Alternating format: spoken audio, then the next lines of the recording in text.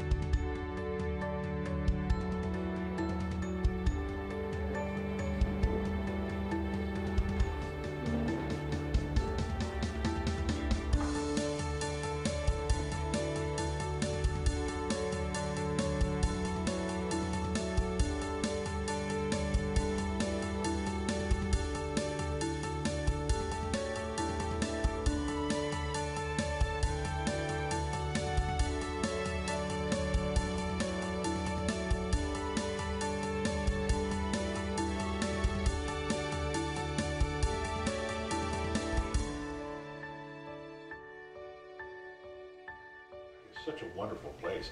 It's such a beautiful place because you can step into places inside that park and don't feel like you're in Illinois anymore. It's really an amazing, amazing place.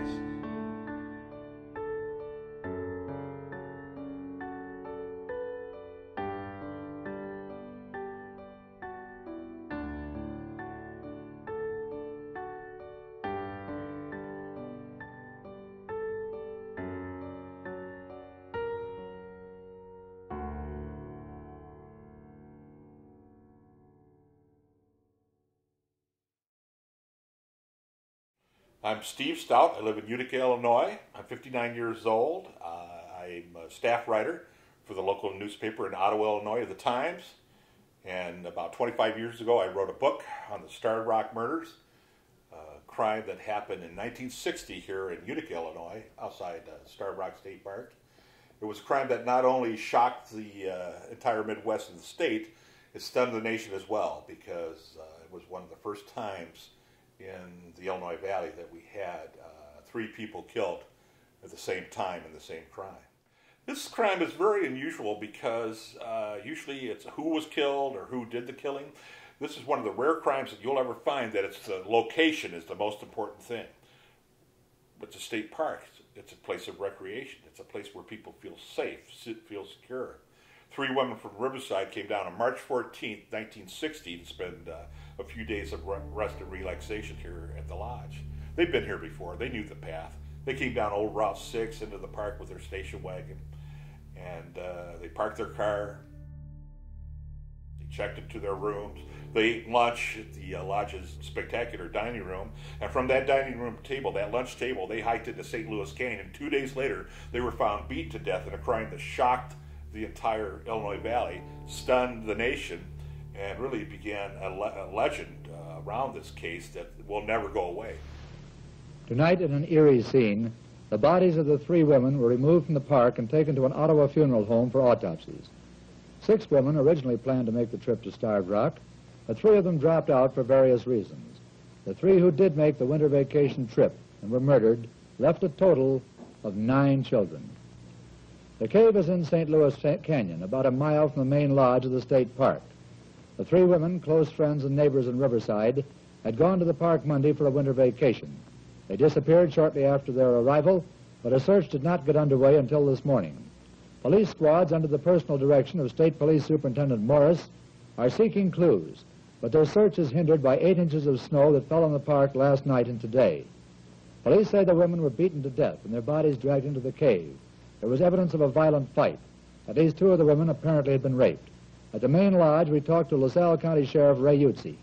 Sheriff, in your opinion, the 3 victims were brutally murdered. Is that correct?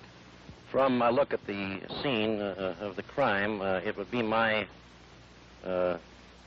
best judgment that they were assaulted and murdered.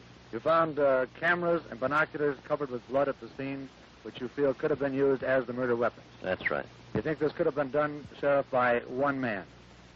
I suppose 1 man could have done it. Do you think it could be more than 1 man involved in this crime? That's a possibility. Now, as your search moves out from here, you will be looking for a man who is a sex criminal of some type, I would imagine? That's right. I think he would have to be. Have you had anything like this in the past here in this area in Starved Rock? Not for a long, long time in the county. Do you think that this person could still be here in this area? He could possibly be. We're checking out that possibility. These 3 women, Sheriff, do you believe were killed shortly after they set out from here at the lodge in Starved Rock State Park? That's my best guess, that they were killed Monday afternoon. They came in here, put on their hiking clothes, went out in the woods? Shortly after 1 o'clock. And met death that same day, perhaps? I think so. Sheriff, thank you very much. On Wednesday, that would be the 16th of March, 1960, one of the husbands called back again, and they said they can't find it, that they haven't been seen that morning. Well, he said, well, something must be wrong. Check the parking lot. They checked the parking lot. They found that station wagon covered with snow. They checked their rooms. They found out their beds haven't been slept in, the towels weren't used, and the luggage was still unpacked.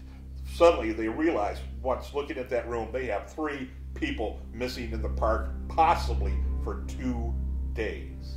They started searching the park. A bunch of kids from the detention center that's not too far away from here, they found the bodies in St. Louis Canyon, and that begins the mystery and the long legend of the Starved Rock murders. It's just amazing. Could you imagine what those kids must have seen? These women beaten to death, their clothes ripped up in a beautiful canyon, one of the most beautiful natural geographic areas that we have in the state of Illinois. And it's forever marred by this horrible, horrible crime that happened.